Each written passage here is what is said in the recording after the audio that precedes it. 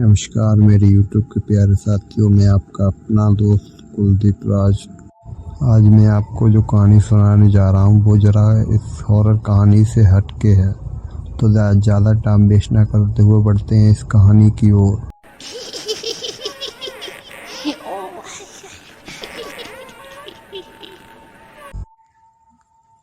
तो दोस्तों, आज मैं जो आपको कहानी बताने जा रहा हूँ वो ज़रा इससे हट के है, तो कहानी को फुल एंजॉय कीजिएगा।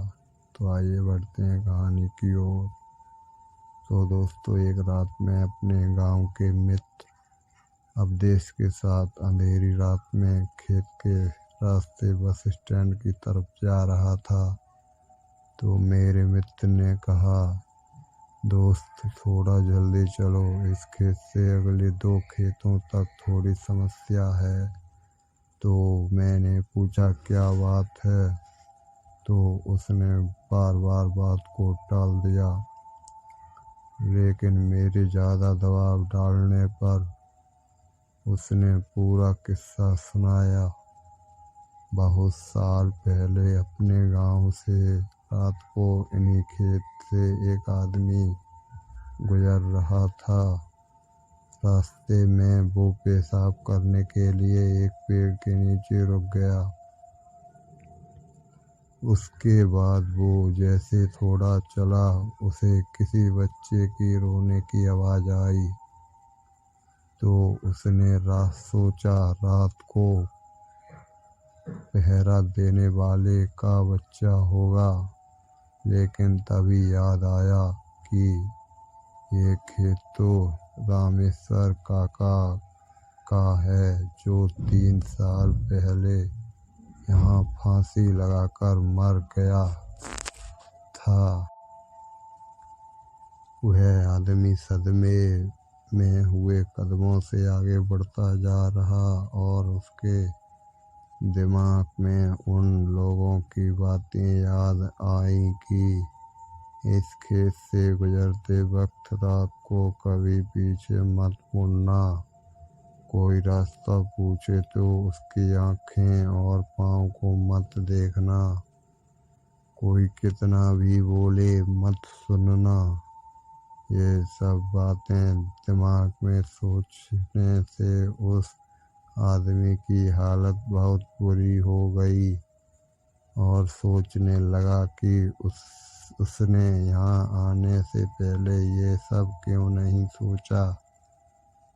वो जैसे जैसे आगे बढ़ता वैसे वैसे बच्चे की आवाज़ और तेज होती जा रही थी और ऐसा लग रहा था जैसे वो उसके साथ ही चल रहा हो। तभी अचानक उसने देखा कि एक पेड़ से बंधे झूले में बच्चा लेटा रो रहा था। तो डरते हुए उसने आवाज़ लगाई कि यह बच्चा किसका है, लेकिन कोई प्रतिक्रिया नहीं आई। तो डर के मारे आगे बढ़ गया, लेकिन बच्चे की खिलखारी सुनकर उससे रहा नहीं गया और उसने पीछे मुड़कर देख लिया। तो उसने देखा वो बच्चा झूले में उसके पीछे पड़ रहा था। रहम के मारे उसने उस बच्चे को गोद में उठाकर भागने लगा।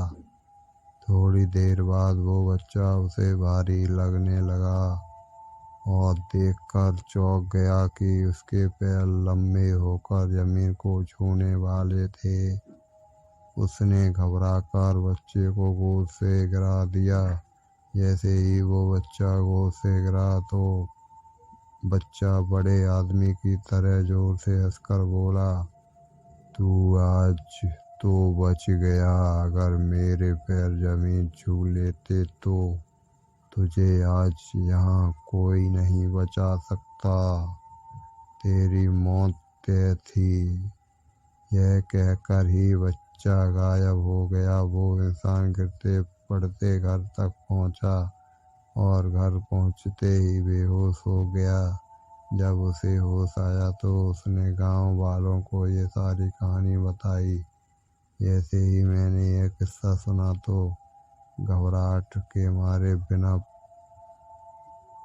पीछे मुड़े ऐसा जोर से भागा और कभी उस प्रेत बंदित खेत से रात को नहीं गुजरा।